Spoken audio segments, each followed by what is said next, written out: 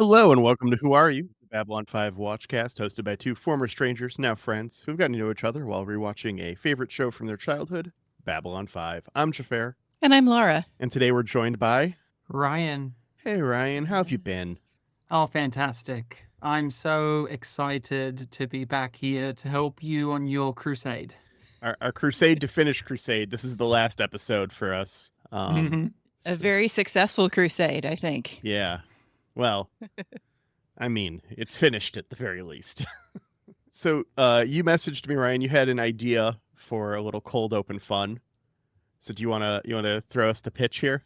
I do. So Crusade was a short-lived series and through its run made direct connections to Babylon 5, having some of the previous characters and cast members and locations in it, whether big or small. And in the episode today, we even had some, whether it was Lochley or the Precary Ambassador.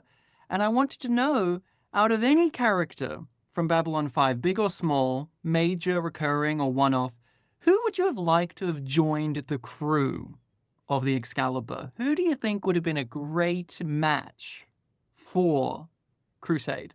I've got two answers. I've got a big answer and a little answer. The big answer is Jakar.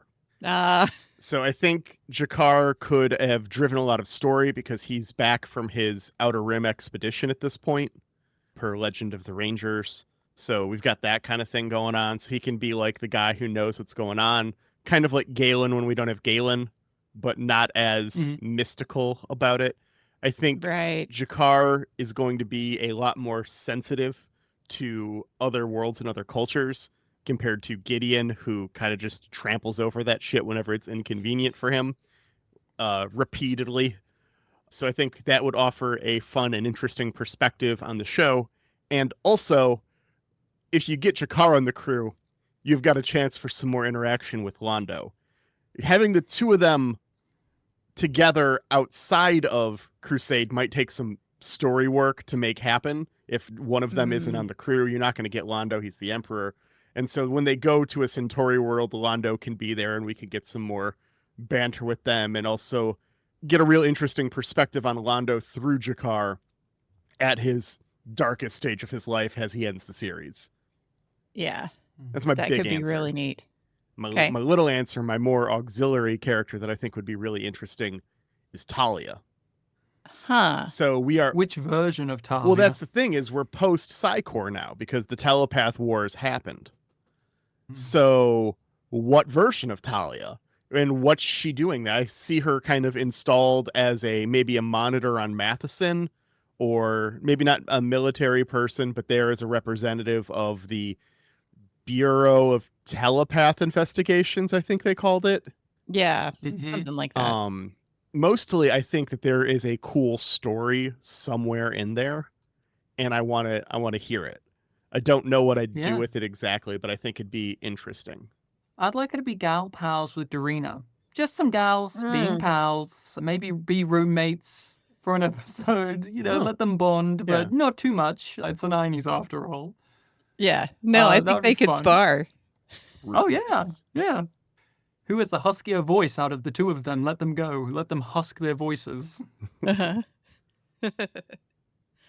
also had kind of one big answer, and it does require a little reworking of Babylon 5, and something that I think we all kind of didn't like about Babylon 5 right at the end. Byron? Not Byron. Okay. Lanier. Yeah.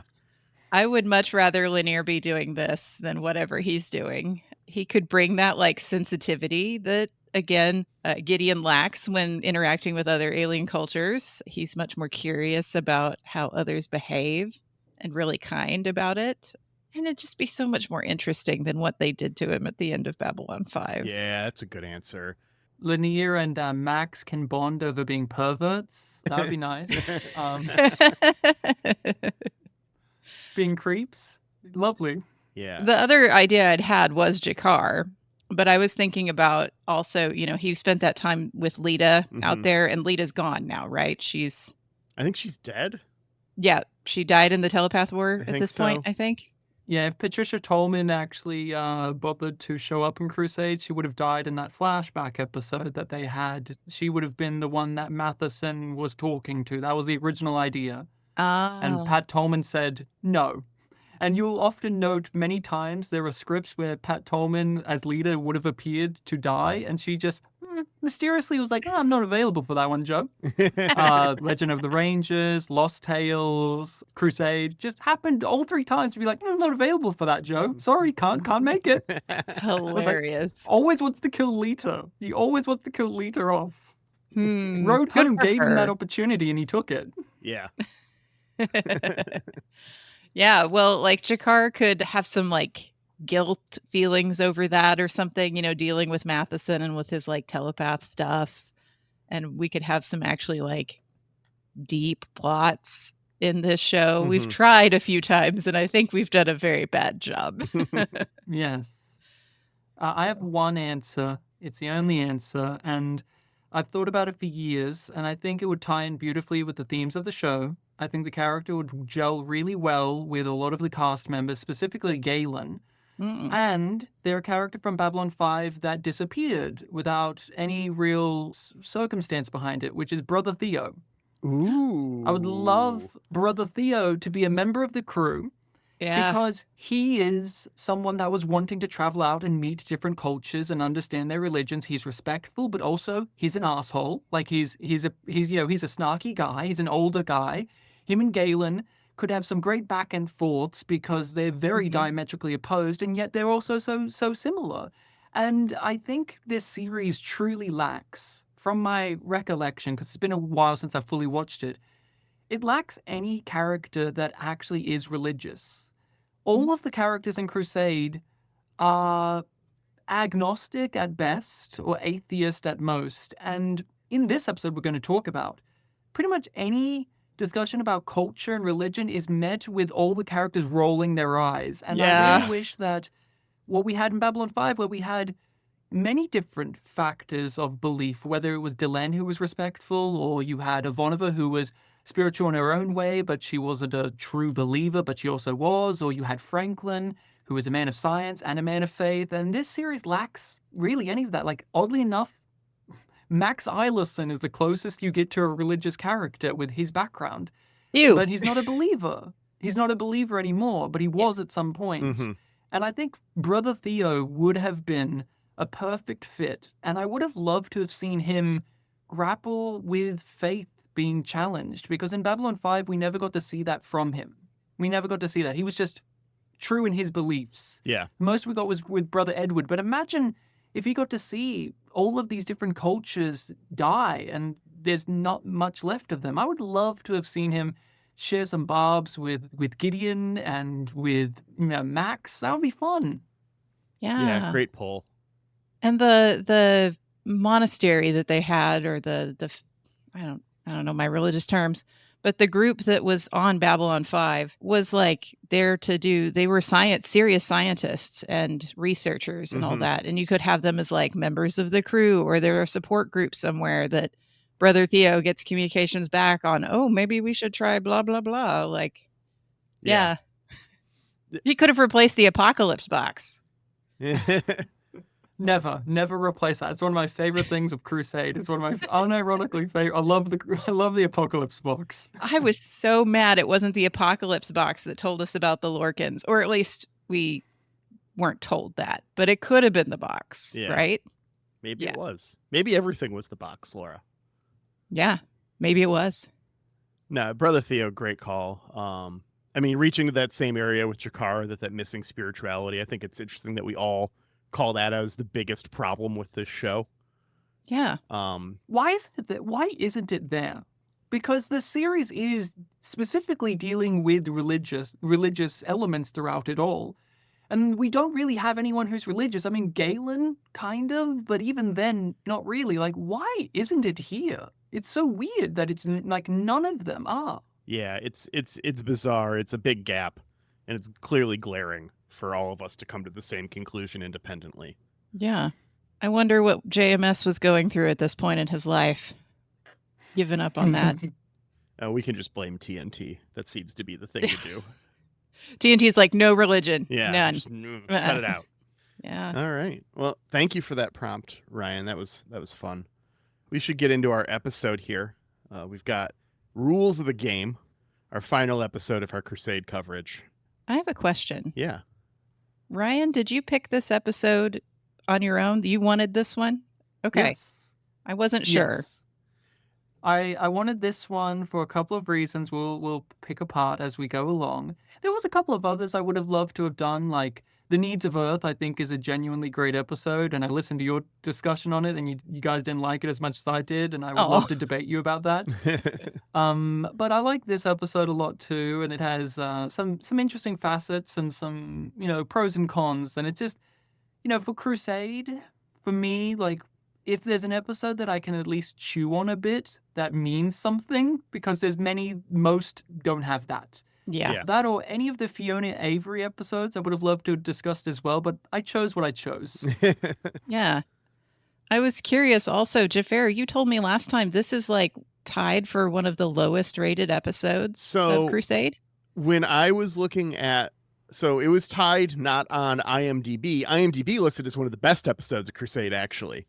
Mm-hmm. But the movie TV scraping service that I use for metadata on my home media server, their rating of it was the worst. Really? Yeah, and I can't explain that discrepancy.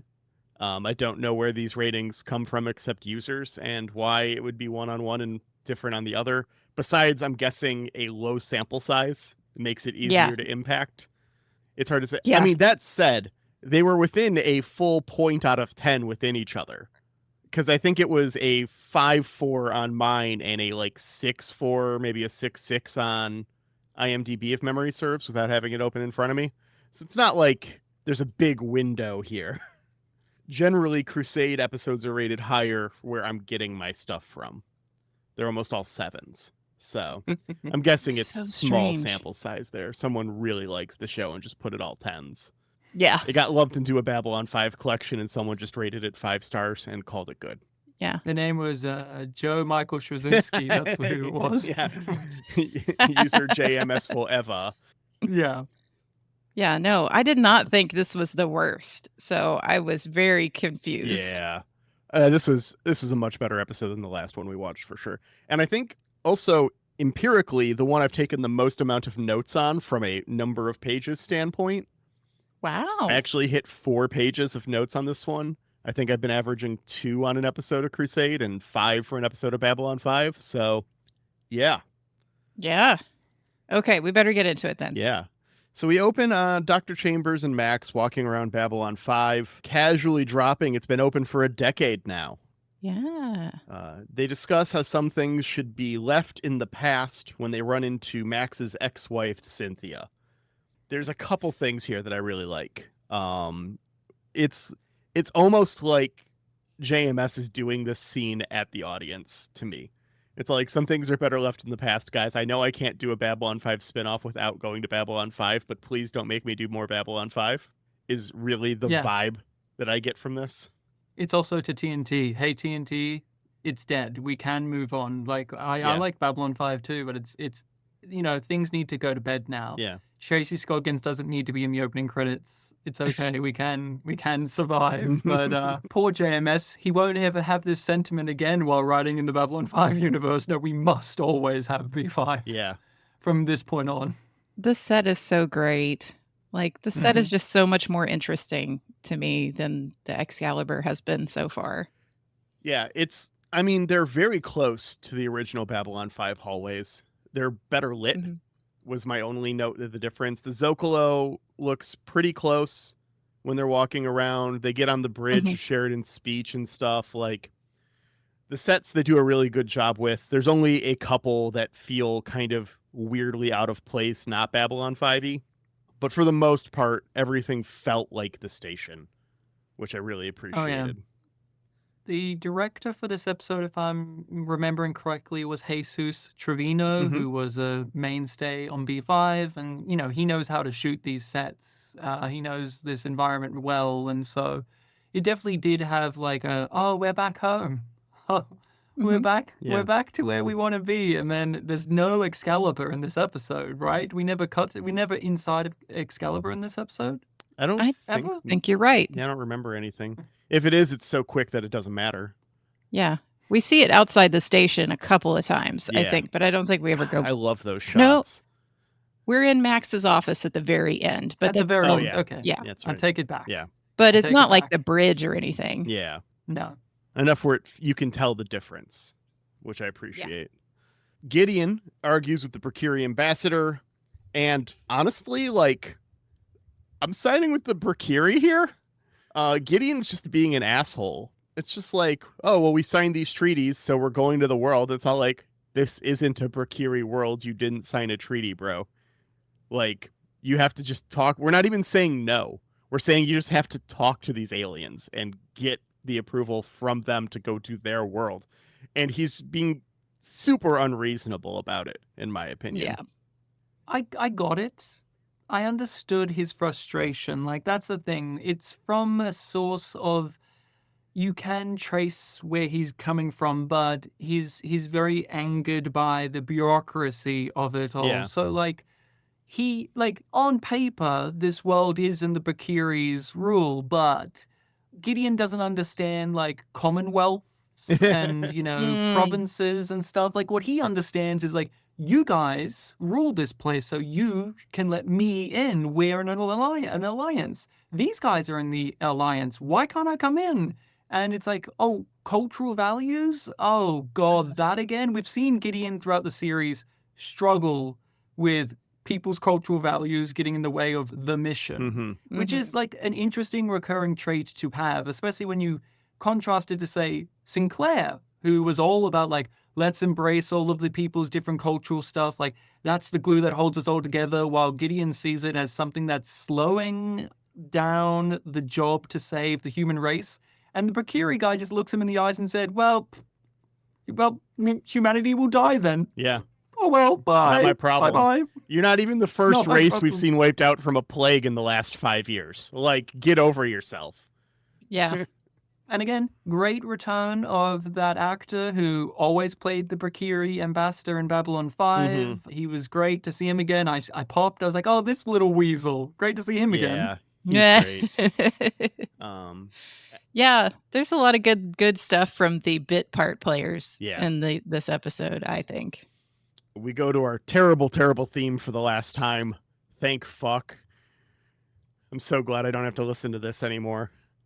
I've softened on Evan Chen's music quite a lot. I think from Cold Arms is the most outrageous his music ever was. And in Crusade, it's like he took a Xanax and was like really low in comparison. And that's what I hate about the opening theme is when people say Evan Chen's music is aggressive or over the top or intrusive, I think Cold Arms is where that really comes in. But you listen to the opening credits of this show, it's so sleepy. Yeah. It's just so non-existent. And that's my problem. I actually enjoy Evan Chen's music in this episode, but the opening credits music, I'm just like, what's the mood? What am I supposed to get from this? At least with Cold Arms, I'm like, yeah, there's rhythmic drumming. I got something to like react to. The opening credits, you're not reacting other than to, the voiceover, which is doing all the legwork.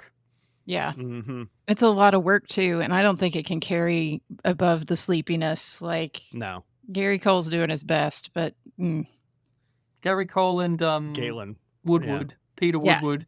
But none of them are all alone in the night. Right. 205,000 tons of spinning metal all alone in the night. Oh, Michael O'Hare, we miss your voiceover, sir. Yeah. When you told us it was a dangerous place, I believed you. But in this one, it's like, I'm Matthew Gideon. You sure are, Gary.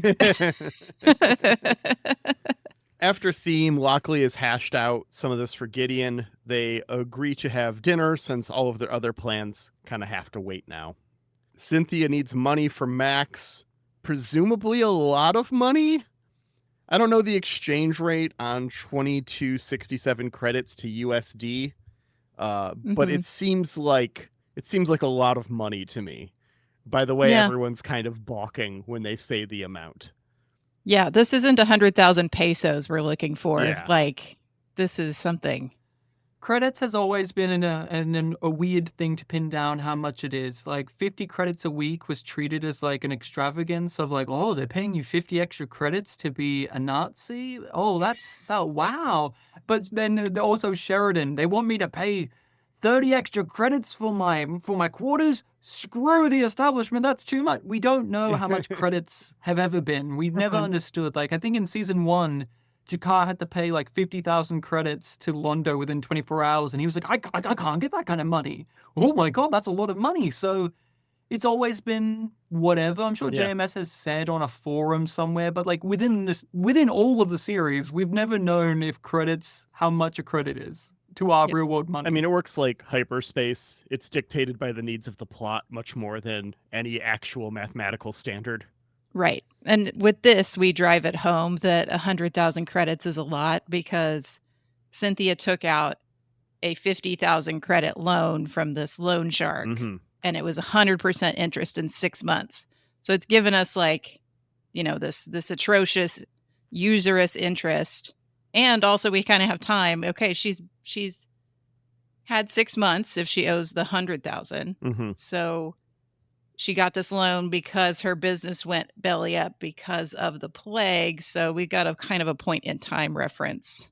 It's been at least 6 months since Earth got plagued. I love that. I loved her going into all of the reasonings for why her livelihood has been impacted and the top-down scale of how the plague impacts someone like her. And now imagine how that is going around for so many other people, because that's always been one of my biggest critiques of Crusade is we really don't have a frame of reference for how impactful this plague is because we are on the outside of it, and none of the characters really have, other than Sarah Chambers, like anyone back home that they're really struggling and worrying about. And so I like this like typical Babylon 5 JMS hyper-specific detailing of like, oh, this is how a person would get impacted by the plague even though they're not on Earth. And that's interesting. Like, this is the stuff I love about JMS's writing. For sure. I think Crusade is also going to suffer a little bit now from being watched in the now times by us because we've now seen all of the economic effects of a worldwide plague. Yeah. And we all have a very vivid picture of it. And this was actually a really good, it's like, yeah, that's exactly how that works. That's like why the United States did a bunch of, payroll protection loans and stuff. Like, it all makes sense. Yeah. Very, very prophetic again. Good job, I guess, JMS.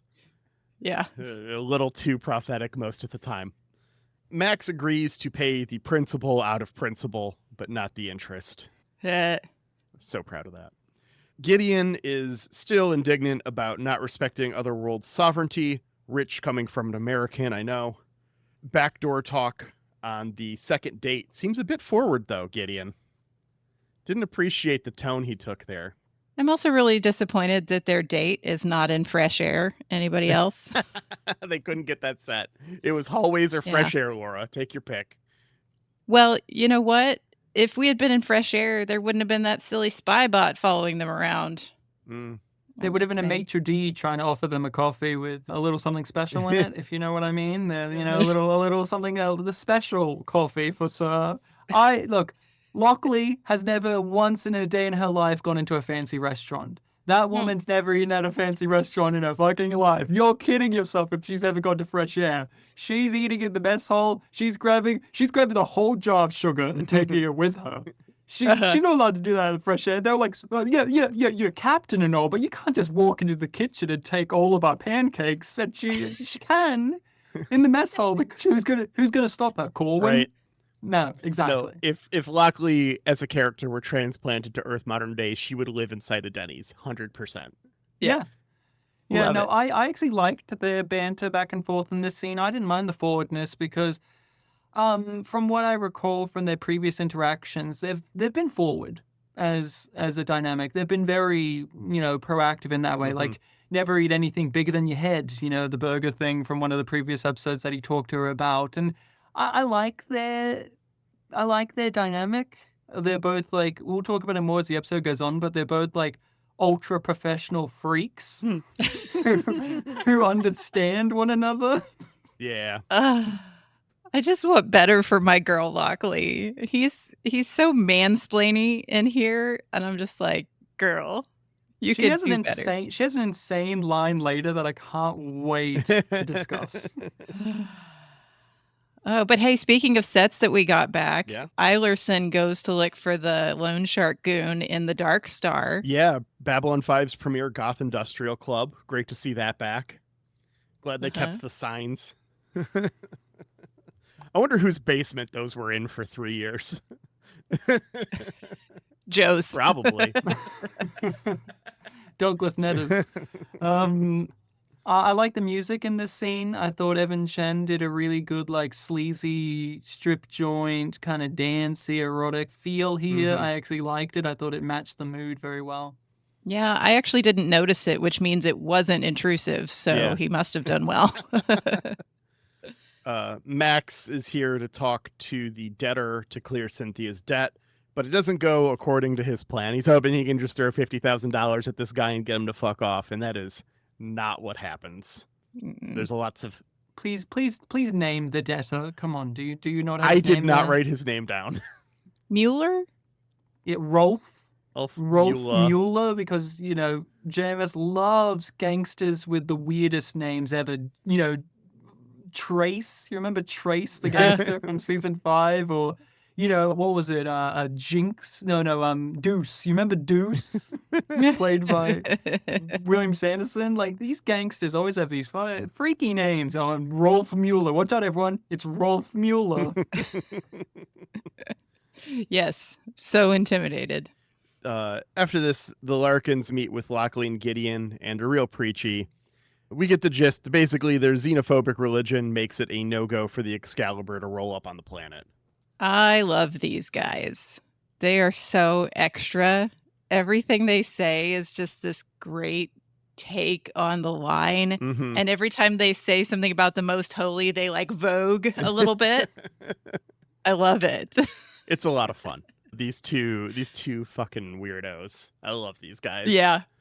So weird. You noted down who one of them was played by? I did not. No. You're going to tell me, though. I have Tim Choate, a.k.a. Zathras. Oh, you know. Was the aide, was the attaché, was the, like, little slimy one that was like, why are we doing this? It's like, because this is what we do.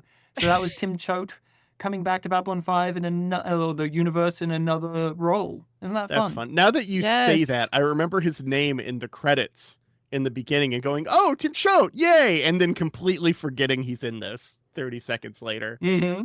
That it just explains why I love them so much. Yeah, I found their whole concept interesting, though. I found it like an interesting thing, and it's a recurring thing in Crusade that we keep every now and then bumping into these isolationist, xenophobic races that are all about looking after themselves, and how that ties back into the moral quandary of Excalibur's mission, and like the balancing act that Gideon has to ride, in which we've seen him many, many times over have to wonder if he is becoming the things that he's encountering. Like, oh, I'm looking out for the needs of Earth. I'm looking out for us, and I'm willing to break any rules to do so, and yet I will balk at societies that are myself to the extreme in a lot of ways. And these ones are using religious stuff, but they are also like people who went to an alien planet that wasn't theirs, found all of this technology and civilization that has long gone and been dead, just like how the Excalibur is going to go through and grave rob, and decided that this is ours. We are worthy of this. We deserve this. And I think it's like an interesting kind of heightening of what the entire premise is dealing with Crusade. Because the thing about Crusade is, yeah, we're watching people try and solve a plague, but also how much of it is them just grave robbing? Yeah. Or, barging into cultures and just taking what they need and running off. And that's like one of the brilliant things about this series that Javis did have his finger on the pulse on, but I just wish we had more of it for the time being. But I like how it's used here. And I have a fun fact. So JMS loves this idea about this race coming in and advancing themselves via the stolen technology, because that was going to be the reveal of what the bad guys were in Legend of the Rangers. The what were they? The Hand or whatever. Yeah.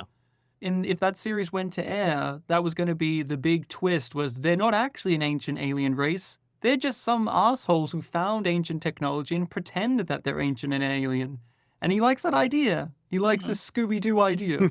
Yeah. Rip the mask off. Yeah. No, I do really like these aliens. I like the culture. I like the setup. I don't like the twist with them at the end. We'll get to that when we get there, but I think that was a big letdown.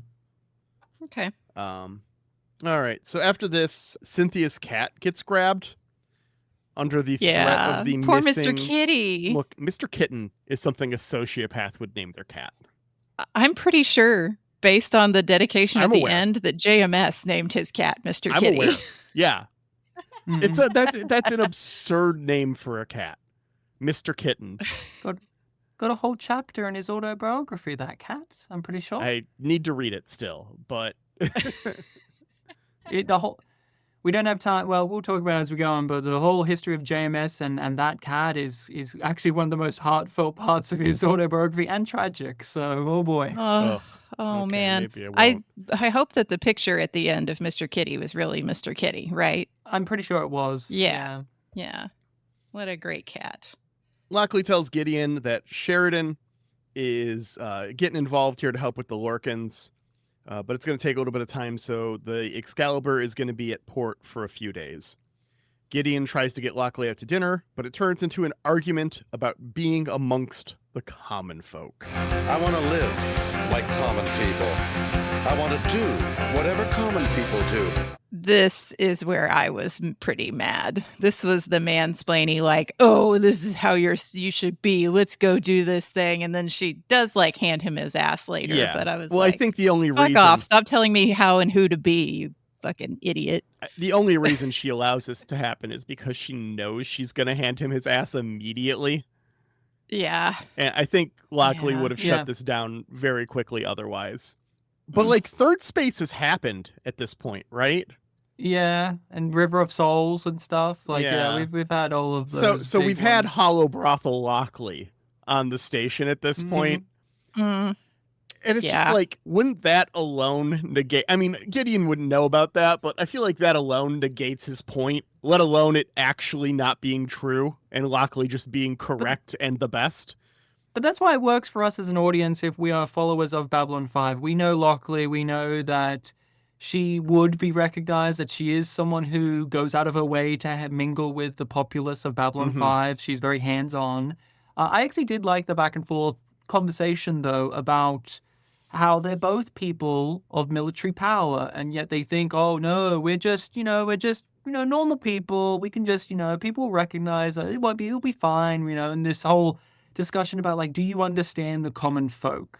You're out there in your spaceship flying around, and then he's like, well, do you understand the common folk? Because you're in this isolated bubble where you get to see the quote-unquote best of these alien representatives as you talk to their ambassadors. But I actually go to their planets, and I see the dark underbellies. I see the societal problems. And I like at the end of this episode, we kind of get a middle ground of like how both of them experience the best and worst parts of other societies, but still don't really understand them. Ultimately, they're going down to like down below, right? That's what it looked like we were trying to do. Gonna do some plainclothes stuff. Yeah. Well, the Lorcans keep following them with their spy cam because apparently security has not gotten any better. Thanks a lot, Zach Allen. Yeah, they need to protect their sanctity from colonialism, so they're gonna kill these fucks. Like that will stop anything, but here we are.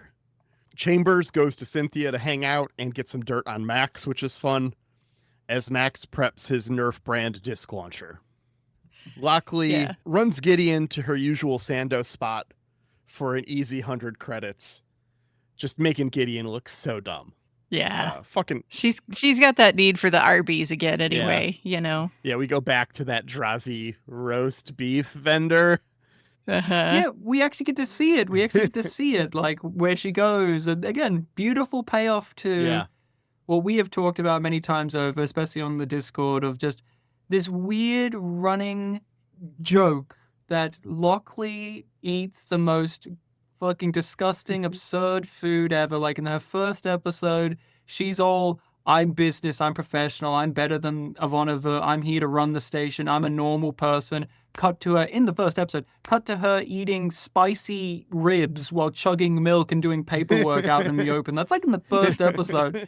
To then eventually the show's like, oh, you love eating big, sloppy alien burgers. And she's like, yeah, I do, baby. I love eating big, sloppy alien burgers. I'm a person of the people. I love just eating garbage. I wish she had her crazy straw in this one too, where she had like a big Coke or whatever. I love that they get Tracy Scoggins, who's, you know, really like attractive, and she was a bodybuilder and all of this stuff. Like she was real fit, fitness exercise freak. And her character is like, she will just pour tons of sugar on everything. She's just going to eat the most foul looking things in the show, and we'll rarely comment on it. Like if you go back to season 5 of B5, pretty much most episodes with her will have some weird detail of her eating something just bizarre. And I love it. And I love that Crusade embraced it. They're like, no, we love this about Lochley, that she's all business, but she's a weird person. Yeah, I know we love Lise, but we also love Lochley.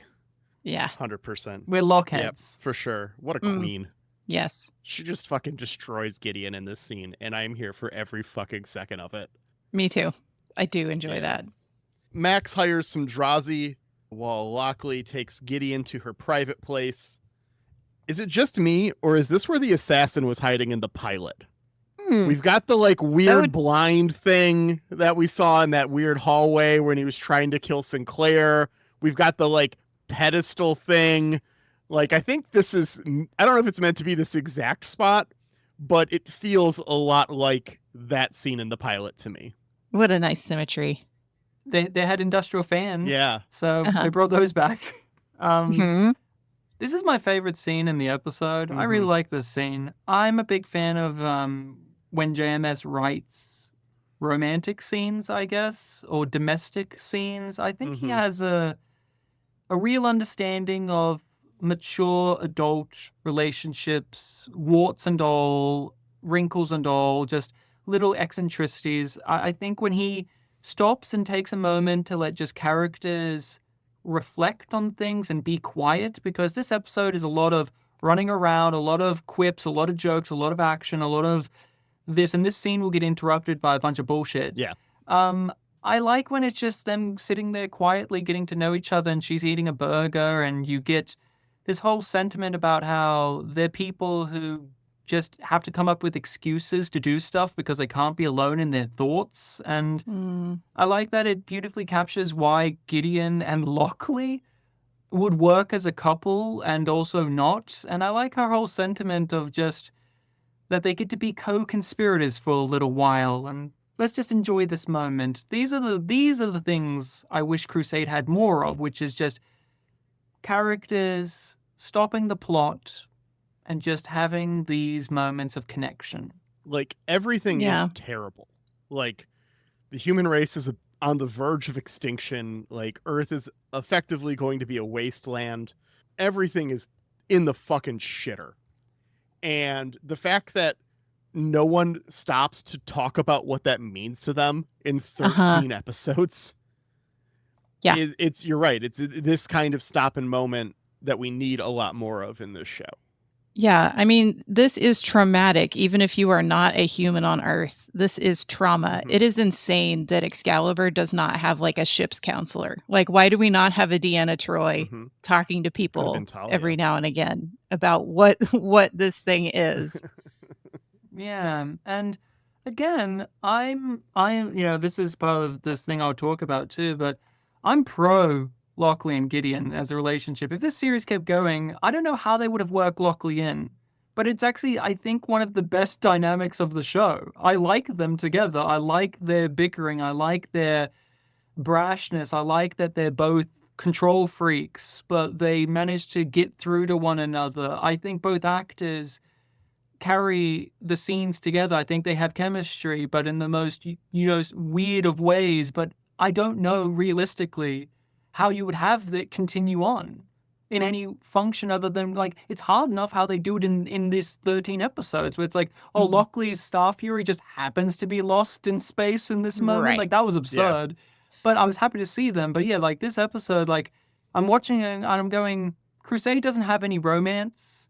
And I actually like that in Babylon 5. I like the romance in B5. As I said, I think it's some of JMS's best writing. Crusade doesn't have the time for it for the most parts. And weirdly enough, the Lochley, who is tied to being the ruler of Babylon 5, is the vehicle to allow that to happen. But it's like inherently, how can you have her in the show? How can you have these two in the show? You'd have to do limited episodes. Here's my pitch. You do a couple limited episodes. You have one where Lochley gets leave and Gideon doesn't. So she's just on the Excalibur for her time off and is stuck in an Excalibur adventure. And then you have the same. You have Gideon get like a week off. And then we'll see Matheson running the ship doing stuff. And we'll cut over to Gideon on Babylon 5 for like an assassination on an ambassador plot. Because Lochley's not off. And it's just a normal episode of Babylon 5 with Gideon. And then we have one where we do a like Captain's Holiday kind of thing from TNG, where they're both on vacation and they go to some vacation planet, but they get caught in some other adventure and some bullshit happens. I think that's the only way. And you could do one of each of those in a season, and it would probably not feel particularly forced or a little more organic. But I agree, like, just finding your Star Fury in the middle of space is absolutely mind-bogglingly insane. The coincidence. Like... Yeah. Like, that's the tragedy of Crusade, is what good things there are struggling to get out. And or because of the format or the network meddling, really, you can't bring them to fruition. You just can't bring them to fruition. Like, I think this relationship is one of the strongest things of the series, but because of the format and because of all of these extraneous circumstances, how can you make it happen realistically within the series without having to drastically change things in which us B5 fans would agree with? Like, I don't believe Lochley would quit working at Babylon 5 just to be with him. Never. And I don't believe he would stop doing the mission to be with her. Like, it's one of those things where it's like, and throughout this episode, we're going to have like little moments where it's like, oh, that's interesting, but you don't get time. There's just not time, and there's just no way that a lot of this could have got to bloom even without the network interference. Short of like Pegasusing and adding a second ship that Lochley is in command of, and then they're just they're going to the same places for some reason, which is also not what would happen. You divvy up and do the things. Like, there's just no way to make it work logistically. Yeah, you could only get away with like sending her because Sheridan's like, oh, well, Lochley has dealt with these people before, so let's send her out there too. You can only do that like once or twice. It was hard enough to believe that they would let her be the person running security at Mars's conference thing. Like, what, not Zach? Like, you know, that's insane. Well, we don't trust Zach. You have to get her in there. You have to get her. But here's the thing. We can talk about all this, but here's how the scene goes. They have a nice moment of connection, and then I smell ozone. Oh no, an attack. And now we jump around, and now there's people with red jewels on their head because I've watched Logan's Run, and now we're going to blast laser beams. And it's like, what nice moment you have is interrupted by a bunch of just garbage. Just plain Jane, boring 90s schlock action garbage. Yeah. I did like the rhinestone hand, though. That made me laugh really hard. I called them infinity gems in my notes. Yeah. Okay, yeah. Cynthia tells Chambers about the real Max, but they are interrupted by Crime Guy, who makes a real rapey comment about how to pay off the other $50K. I literally had to pause and just get up for a minute and just be all like, that wasn't cool. That was too much TNT. Ugh. TNT loves to allude to something. Yeah. I'll give the actor credit who plays this thug. I thought he did a good job playing like apathetic gangster man. Like he just had this certain aura of just like, I'm a professional criminal, right? Like, you can't intimidate me. What are you? You're some fucking yuppie, and you're gonna come in here and tell me, oh, I've got principles. Oh, fuck, get out of here. You know what?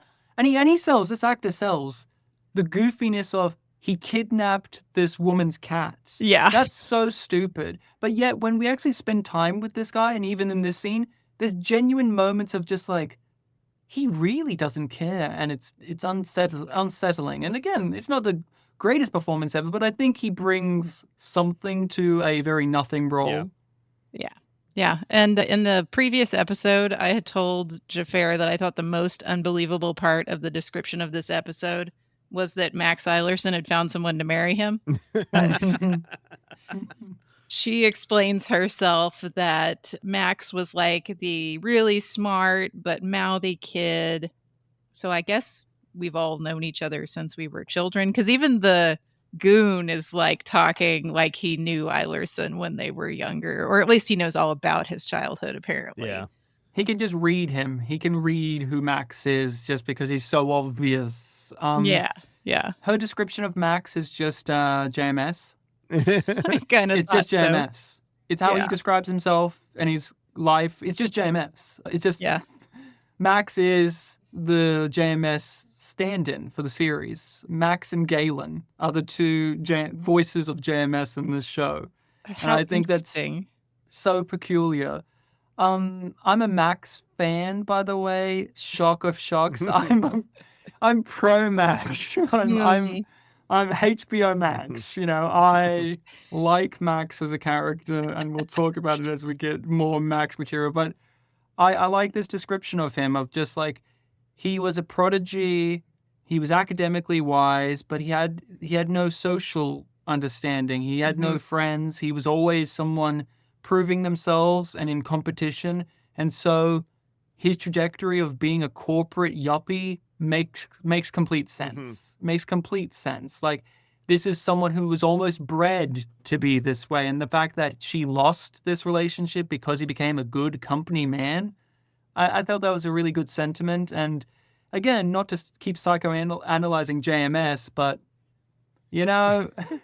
him and his wife's relationship, especially during this time in life, is interesting. It's very interesting. Well, I'll spoil something for you for an episode you haven't gotten to listen to yet, Ryan, but I kicked Max Eilerson out of the reboot. I do not like Max Eilerson. Don't worry. He'll be the star of the reboot. I've dealt with this man kind of, in different points of life, and I don't got time for that. I don't. And I think that her deal was, she probably thought, I can fix him. And, you can't, honey. Don't waste your time. You got enough life to live on your own. So no, only a magical techno mage or a thief alien or a guy who speaks to a mysterious box can fix this guy. The apocalypse box can fix anything. Chambers punches this guy. He runs out. Gideon and Lochley are on the run. After Ardetter gets punched by Chambers, he gets dropped by the Drazi, and the Larkins get sneak attacked by Gideon after Lochley distracts them. Gideon uses a big pipe to subdue the Larkins. Yeah, Larkins, like the guy from H. John Benjamin. Yeah. It bothers me. It does bother me that these people are willing to kill Lochley. The justification that the script comes up with for why they will want to kill Lochley is it's poor. It's super poor. It's so weak. And I know I'm a Lochley fan, and I love Tracy Scoggins' performance, and I think this is a case in which, because she's such a good actress, it makes the script even worse, because when she turns around and looks at these two bizarre aliens and has a moment of connection with them, and I believed it so much that it made me retroactively go back to the story and make it even more damning of no way would these aliens fucking kill this woman. There's no way. No. There's no way in my mind with what we're given. And Tracy Scoggins, when she's, luring them to the trap, she's so convincing. She is the commanding officer of Babylon 5. She's the diplomat. She's the one that's probably met with these people day to day. I just can't believe that they would do this. The script is just having to bend over backwards to find reasons for them to be the traditional alien or bad guys who run around and shoot lasers because we got to kill Gideon. Oh, and Lochley's there too. So, two birds, one stone. I'm sorry, JMS. It just does not work at all. It doesn't work so much. It makes me disbelieve it. Like, I don't think that they were actually selling technology and that this was all cover. They were just trying to save their own asses. I think that their religious zealotry and fear of the other got so much that they were willing to kill both of them to prevent anyone from disrupting the sanctity of their world, and that their premier, whoever shows up at the end, I don't remember if we get a title for him, to explain away what these guys were doing. Because we learned they're like the Pope of the religion. They say that these guys are like their religious leaders that were, the most uncorruptible were corrupted. And I think really it's just they got ahead of themselves and they bought into their own bullshit and their own zealotry and just ran with it. And he makes this excuse to save face, not because it's actually true. Interesting read. And again, if only the episode spent time on what it promised at the beginning. What it promised at the beginning could have been an equivalent of so many great B5 stories. I thought of Believers at the beginning of this episode, in which you have a culture that's so staunch in their religious opinion, and our characters have different views, and they have to lock horns on that. But instead, it just becomes they are guys who are going to kill you with a weapon. And that's inherently less interesting, because at the end of this all, what do we gain? What do we gain theologically? What do we gain on an intellectual level? Nothing. We gain nothing. Oh, there's some stuff we can talk about at the end in that spin story about like, you humans are so despicable that we actually want you there. Like, that's something, but that's also like so minimal. It's so minimal. After this, we get a shot of the Excalibur parked next to the station. I love this shot. This is such a good shot. It's just, this is the first time I felt like the Excalibur might actually have miles of basketball courts inside of it. It really, really does a lot to show us the actual size of this thing. I think this is the first episode that there wasn't some bad CGI that really took me out of it. Yeah. This is actually really good. Yeah, this scene looked really good. Max and the Debtor discuss what a bitch Max is, but the Nerf ring around his neck with the thing from Battle Royale, so we get a little, if he comes within 10 feet of me, he'll have a hard time getting ahead in life. It's gonna blow off his head. Yeah. No, nothing, Ryan? Okay, fine. Stonewall me. I see how it is. No, I'm sorry. Buddy. I just couldn't join you on that ride. Me making a joke straight from Austin Powers is not enough for you. I see how it is. Yeah, baby, yeah. He agrees to leave Max and Cynthia alone, but you know who's not alone in this next scene? Oh. No. Evan Chen came in and saved everything we need. Evan Chen, he understood the assignment. You say his music is inappropriate. This is 100% appropriate, because I love Lochley and Gideon, sure, but boy, oh boy, you could feel TNT's grubby little fingers all over this scene. And Evan Chen's like, yeah, this is just porn. Yep. You know what this is. Smooth jazz porn. God bless Evan. The music in this is absurd. They agreed to conserve her real water shower, and they get undressed in the shower. That's fun. Like, okay, guys. You know what? I'm done questioning things. And then we get the least subtle shot in TV history as a vaguely penile rocket enters the station as the porn music continues to play.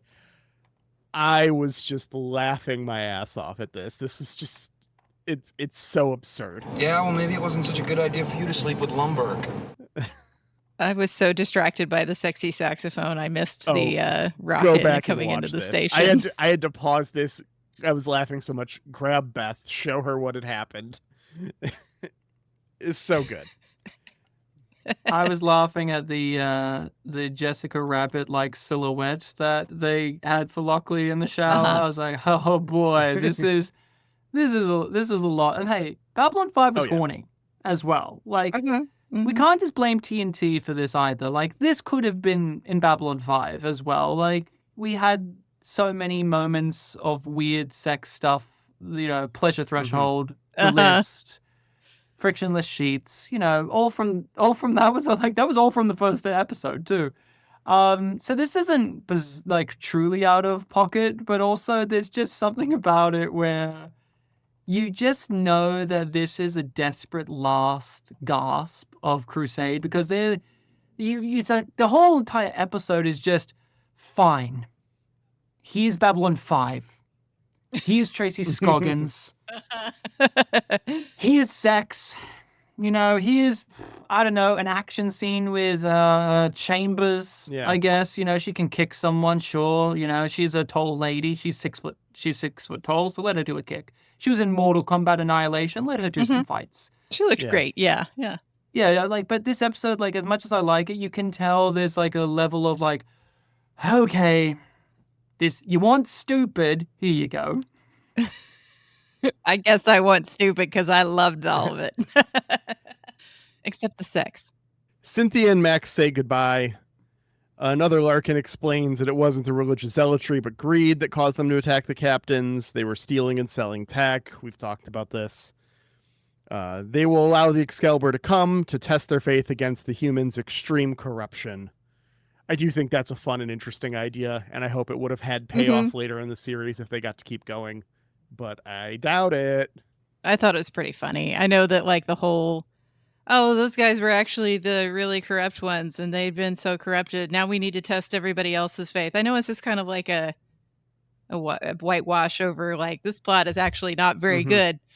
But I thought it was pretty funny, especially because he also vogues about the most holy. So love it.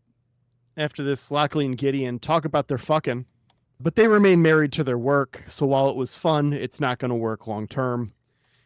And Gideon's fine with keeping it casual. He's on the same page. And so they go grab dinner. Yeah, they're going back to Arby's.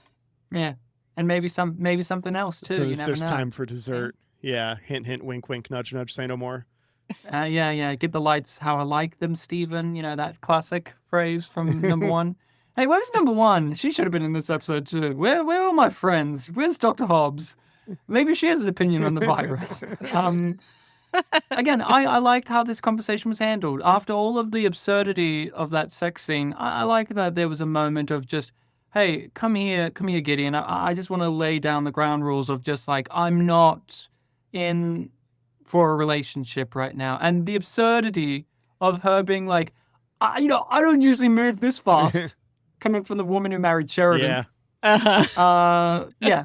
Sure, Lochley. You really are the one who kind of runs into relationships without thinking about it first. Yeah, that's definitely not you. That's so not you. That was one of the most I don't know if JMS is being a little bit funny there, or if he genuinely thinks that's Lochley. I took it as funny. I took it as this is the woman who didn't think for a second and then married an idiot. And it was after I married an idiot. Too, right? They talk about how it was this whirlwind where they got married instantly. Yeah. After this, we cut over to the Excalibur. Max gets a picture of Mr. Kitty from Cynthia. What are the logistics here?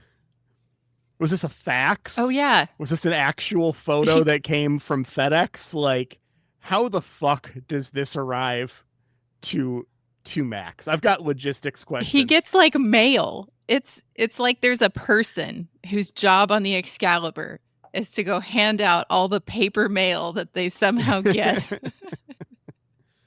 And that's it. Great. Fantastic. Don't forget the credits is dedicated to the cat. And that it's, real cat, and that is, off chasing, was it star mice or whatever, and it's very sweet. The end of the episode is very nice, and, I'll just say it, this is JMS also finding a way to write a whole episode about how much he loved his cats. Yeah. And we talk so much over all of our podcasts about the weird ways JMS uses his series to just vent about whatever or like get things off his chest. Like, oh, Max will talk about salt now or whatever it is, and it's like, okay, but this is actually one of the ones where I'm like, look, I get it. If I was in charge of a show and I was running it for like 7 years or however long, I would also want to write an episode about how much I love my dog, say, or like how much he loved his cat. Like, you know what? This is one of those endings where I'm just like, JMS, I see you as a person. Like, I see you as a real living, breathing person. You're a dork. You're just like us. You couldn't resist, and I don't blame you. Mm-hmm. Yeah, I wonder if he chose in his order. We've talked about there's no good order for Crusade. To end Crusade in his order on this for Mr. Kitty. That's real nice. I don't think the music that they put over the credits to memorialize Mr. Kitty is very good, but that's fine. You do what you can with what you got. Yeah, Max says at the end when he's talking to Cynthia, she apologizes for always calling him for help, and he says that in his entire life he's only loved 3 things: his work, the cat, and her. And I think, again, this is much, much self-insert from a certain writer. Yeah. Yes? Of course. From Peter David. Well, that's that. We did it. Our crusade to finish Crusade is finished. Thanks for joining us for this last one, Ryan. We don't have an episode of Crusade next week. The next 2 weeks, we're going to do Crusade script readings. We're going to read the Bester episode, and then we're going to read the season finale. Yeah. After that, we're going to do book club for the Centauri trilogy, Lost Tales, and then we're going to do a entirety of Babylon 5 universe retrospective episode. We're going to take a couple weeks off, and then we'll be back with Battlestar Galactica 2004. But what about Hypernauts? I knew you were going to ask. No gloose for us. Sorry. The gloose will not be loose. Maybe if we ever get on that Patreon and set all that up. But until then. Yeah, that's that bonus content that Ryan can pay for. Speaking of which, Ryan, I know you got a Patreon. Tell everyone where they can find Yum Yum and you.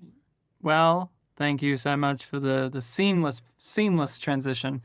Well, I host a podcast with my wife, Rachel, who has never watched an episode of Crusade. We didn't cover Crusade because I just don't like it very much. Maybe one day. I have a lot of opinions on it, but it was a case of just like, I've done enough B5 for now. But no, we have covered a lot of science fiction television. We have done Star Trek Discovery. We have done all the episodes of Babylon 5 and the movies. We've gone through Space Above and Beyond, which did have an episode all about them receiving physical letters and mail. So there's a series that actually deals with the idea of if you're in space and how do you get letters. So there's a series that deals with that. And we are going through The Expanse for the first time. We are watching it as newcomers, and we are, a good chunk through, and we have a Patreon in which people can support the podcast, get episodes early, and access to a whole slew of other bonus materials. We give our thoughts on just things we've been participating in, watching, engaging, reading, whatever it is, and we have a Discord where we talk to people and just have a jolly old time. And yeah, so we are on all of the internet, basically. Yum Yum Pod or Yum Yum Podcast. You will find us. Yes, even on the dark web. How do you find things on the dark web? Well, Max Silerson has a data crystal. It's behind the alien porn, right? Yeah, behind it, in it, yeah. All right. Well, thanks so much for joining us, Ryan. Always a pleasure. Always appreciate your insight and the amount of research that you do that I don't have to. No problem. So you give this episode a 10 out of 10, we have to. Oh, yeah, we didn't rate it. This episode. We almost. Can you imagine dropping the ball on the last one? I can, though, yeah. You're just too busy thinking about how Gary Cole has never had a different haircut in his entire career. Shit.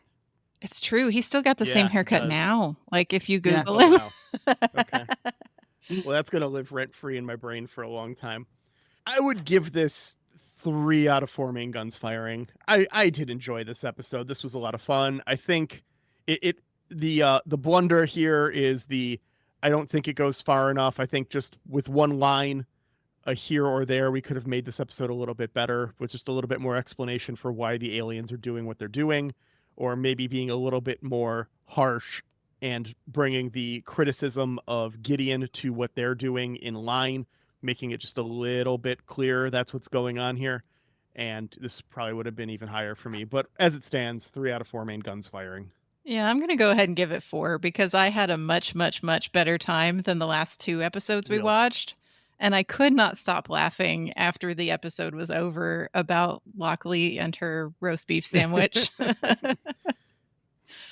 I had a great time. You know, I thought the aliens were over the top with everything they did. It was very funny. So this is what I needed after the last 2 episodes where I was just very bored the whole time.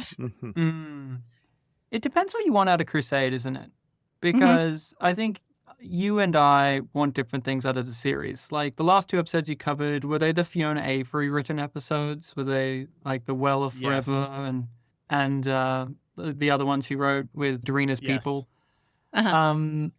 I like those episodes a lot. Crusade's compromised, no matter what angle you come at it. And so every episode, I have to rate it on like this weird system of like, do I rate it within the framework of the series or as an episode on its own? And it's always tough because as an episode on its own, this is sloppy. It's messy. It's all over the place. It doesn't really have much to say. It completely whiffs a lot of the great intellectual and thought-provoking material you could have and just wastes it on just bad guys run around with jewels in their hand.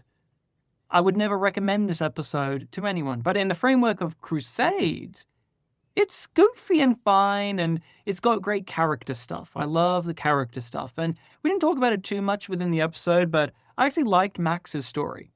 I actually liked humanizing Max and giving him a little bit more because in my version of Crusade, ones where we had more episodes like The Needs of Earth or the Fiona Avery episodes where there's a little bit more of a cynicism, but also melancholy and a little bit of hope there too.